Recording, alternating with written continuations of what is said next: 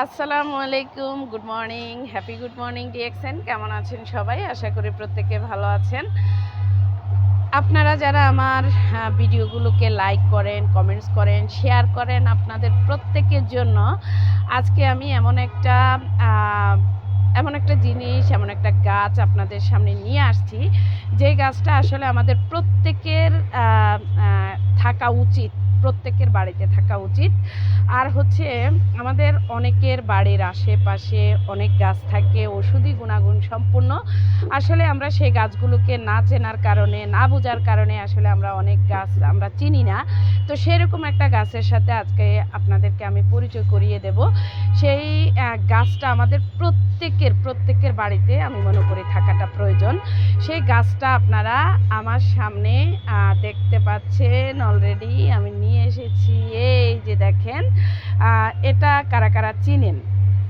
আশা করি অনেকে চিনতে পারবেন, কেননা এই গাছটা অনেকেরই পরিচিত একটা গাছ, কিন্তু এটা যে এত ঔষধি গুণাগুণ সম্পূর্ণ গাছ, এটা আসলে আমরা অনেকেই জানি না, অনেকেই বুঝি না।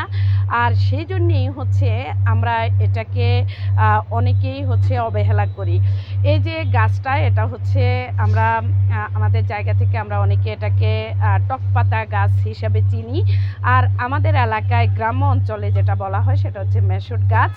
আপনাদের কার এলাকায় কি নামে পরিচয় আপনারা দিচ্ছেন এই গাছটাকে, অবশ্যই আপনারা কমেন্টস করবেন, কমেন্টসের মাধ্যমে জানাবেন। হ্যাঁ, এখন আসেন এই গাছ দিয়ে আমরা কি কি করতে পারি, আর এই গাছ সম্পর্কে কেন আজকে আমি কথা বলতে আসলাম।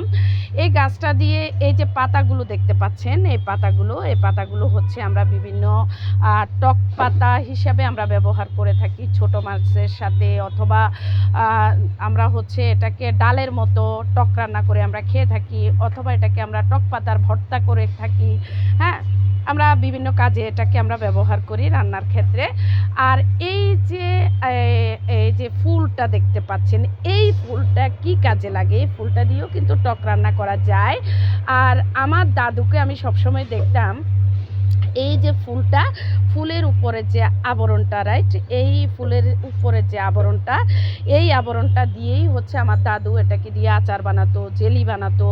তো আসলে ছোটোবেলা ছিলাম, এই সম্পর্কে আসলে তেমন একটা জানতাম না। তো আজকে ডিএক্সএনে আসার ফলশ্রুতিতে আমরা হচ্ছে আসলে অনেক কিছুই জানি। এই যে দেখেন, এই ফুলটা হচ্ছে আমাদের রোজেল যে জুস, আমাদের রোজেল ট্যাবলেট, এগুলো কি দিয়ে বানানো হয়? এগুলো বানানো হয় মূলত এই ফুলটাকে দিয়ে, রাইট।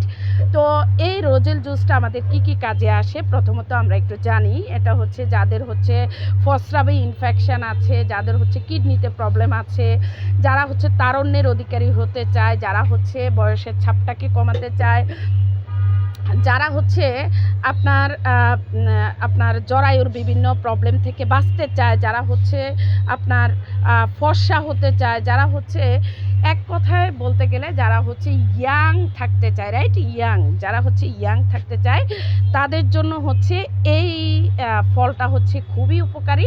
আর আমাদের কোম্পানিতে রোজেল জুস এবং কি রোজেল ট্যাবলেট হিসাবে এটা কিন্তু পরিচয় পাচ্ছে। আর এটা কিন্তু খুবই উপকারী। এটাকে আমরা সাধারণত ফলকে যেভাবে, বিভিন্ন ফল দিয়ে আমরা যেভাবে জুস বানিয়ে খাচ্ছি, সেম আপনি এই যে ফুলটা, এই ফুলের উপরে যে আবরণটা, এটাকে আপনি নিয়ে এটাকে কিন্তু আপনি জুস বানিয়ে খেতে পারবেন। আর এই জুসটাই হচ্ছে আমাদের শরীরে বিভিন্ন রোগের জন্য উপকারী। এই যে দেখেন, এগুলো হচ্ছে আমার মাথার উপরেও কিন্তু চলে গেছে, আপনারা যদি লক্ষ্য করে থাকেন। এই যে দেখেন, আমার মাথার উপরে চলে গেছে। আমার এখানে আরও অনেকগুলো গাছ আছে, আমার এখানে আরও অনেক ছিল। তো আমি বাড়িতে যাওয়ার ফলে, আর দ্বিতীয়ত আমার যে খালা, এই খালাও কিন্তু তেমন একটা সময় না পাওয়ার কারণে আসলে গাছের যত্ন নেওয়া হয় নাই।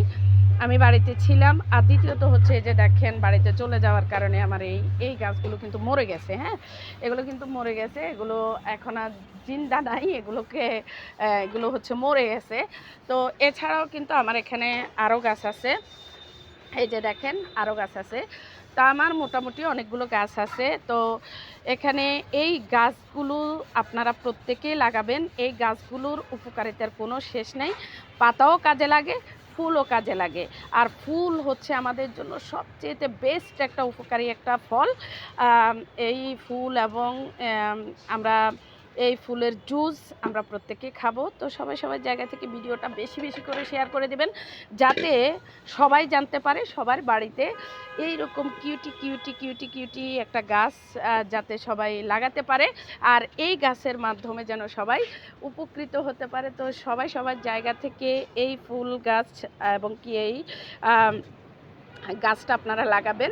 আশা করি হচ্ছে আপনারা প্রত্যেকেই বুঝতে পেরেছেন। সবার প্রতি আমরা যদি সহযোগী হই, ইনশাল্লাহ আমরা ভালো কিছু করতে পারবো। আর ডিএক্সএন হচ্ছে মানবতার বিজনেস, ডিএক্সএন হচ্ছে ওয়ার্ল্ড ওয়াইড বিজনেস, ডিএক্সএন হচ্ছে one world one market one family. ধন্যবাদ সবাইকে। আল্লাহ হাফেজ। Good morning DXN.